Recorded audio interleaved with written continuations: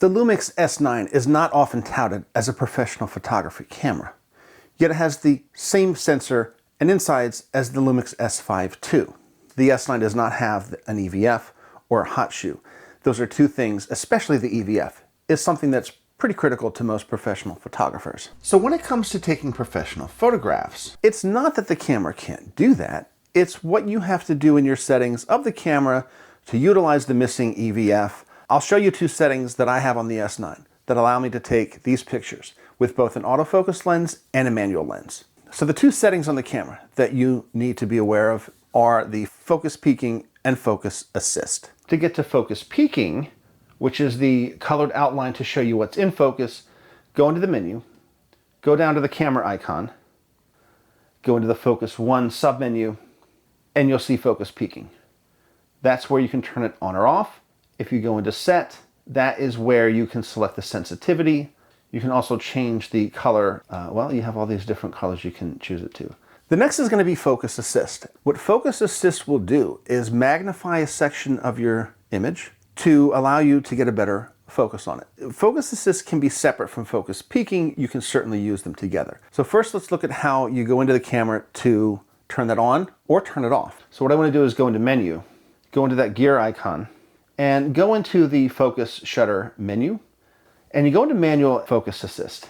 Now when I go back in here, I make sure that the lens is in manual focus mode if it is an autofocus lens.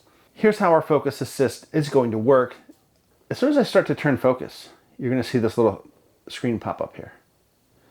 And that's your magnifier.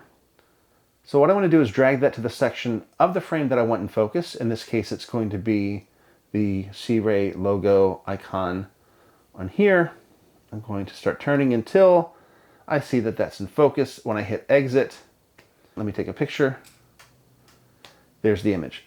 If I wanted to shift that focus over here, I'm tempted to just tap here like I would for autofocus, which works, but I still have to manually rotate the focus ring, take that picture again, and there's that. This icon right here to the left of the autofocus will take whatever you have selected and make it full screen as opposed to picture-in-picture. So I can get a better view of what it is that I want to focus on. If I hit this again, it goes back to picture-in-picture.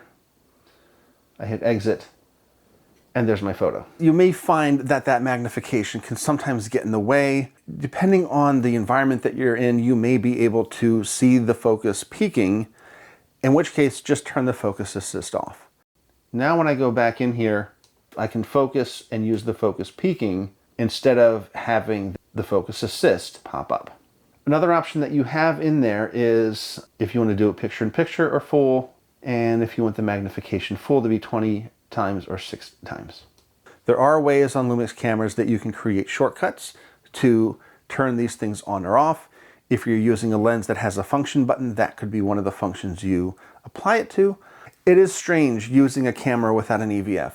It's strange to take a picture without putting your eye up to it to check the composition, to check the focusing. But it does work very well with this camera. The only problem that I've had, and I don't know if it's because I'm nearsighted, is in a bright situation, I had trouble being able to see the screen. You can set the brightness or darkness on these Lumix cameras. That was one instance where I would have preferred to have the S5 II and to use the EVF.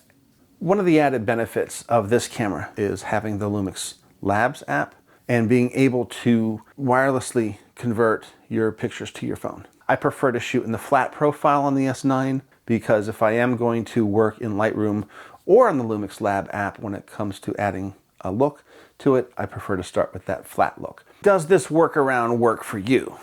If you need flash, it's probably not the camera that you want. There are times where I do need flash when I'm doing professional headshots, but in natural light situations, in a studio lighting situation where you don't need flash, the video quality that the camera creates is really amazing. It's nice to have a hybrid. I've been in situations where I'm doing video and photo. Having that all on one camera is very helpful. I'm curious if you've used this camera for photography. What are your thoughts on it? Let me know in the comments, please. Thank you so much.